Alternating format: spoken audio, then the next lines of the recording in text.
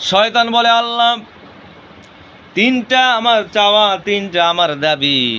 এক নাম্বার চাওয়া হলো আমাকে কিয়ামত পর্যন্ত হায়াত দিতে হবে। আল্লাহ বলে, রে ইবলিস, ঠিক আছে, তুই যখন চেয়েছিস আমি কিয়ামত পর্যন্ত তোরা হায়াত দিয়ে দিলাম। এবার 2 নম্বর শয়তানের চাওয়াটা কি একটু লক্ষ্য করেন। আমি যেন মানুষের শাহরগ পর্যন্ত প্রবেশ করতে পারি, সেই শক্তি, সেই পাওয়ার আমাকে দিয়ে দিতে হবে। আল্লাহ বলে, ঠিক আছে, দিয়ে দিলাম। 3 নম্বর চাওয়া, শয়তান এবার বলল, আমি যেন প্রত্যেক আদম সন্তানের নিকটে যেতে পারি, কেউ যেন আমাকে দেখতে না পায়, সেই পাওয়ার আমাকে দিতে হবে। প্রত্যেক আদম সন্তানের নিকটে যাব, কিন্তু কোনো আদম সন্তান যেন আমাকে দেখতে না পারে, সেই পাওয়ার আমাকে দিতে হবে। আল্লাহ বলে, ঠিক আছে, তাও দিয়ে দিলাম। শয়তান চেয়ে নিল 3টি বিষয়।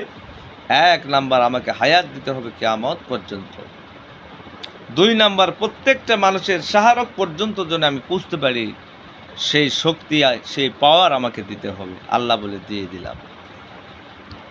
3 নম্বর শয়তানের চাওয়া ছিল যে আমি প্রত্যেকটা মানুষের নিকটে যাব, প্রত্যেক বনি আদম সন্তানের নিকটে যাব, কিন্তু কেউ যেন আমাকে দেখতে না পারে। আল্লাহ বলে, তাও দিয়ে দিলাম। এই 3টা পাওয়ার পাওয়ার পরে শয়তান এবার কি বললো দেখেন। বন্ধুগণ আমার, খেয়াল করে দেখেন, শয়তান আল্লাহ তাআলার নিকট হতে 3টা জিনিস চেয়ে নিলেন। কিয়ামত পর্যন্ত হায়াত,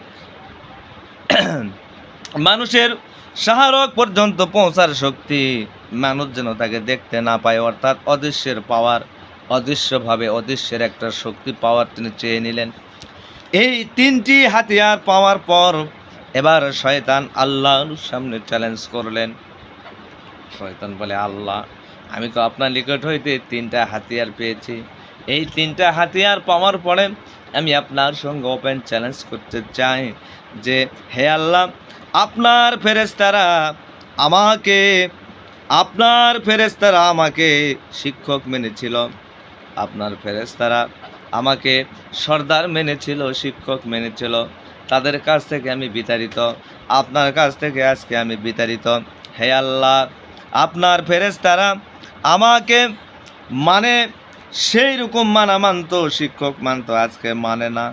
আজকে আমি আপনার একজন আবেদ বান্দা ছিলাম, ফেরেশতাদের শিক্ষক হলাম। আমি যখন আদমকে সিজদা না করলাম, আমার অকৃতজ্ঞতায় আমি শয়তানে পরিণত হয়ে গেলাম। এবার আমিও আপনার সাথে চ্যালেঞ্জ করলাম, আমি অদৃশ্য হয়ে আদম সন্তানের শাহরগে পৌঁছে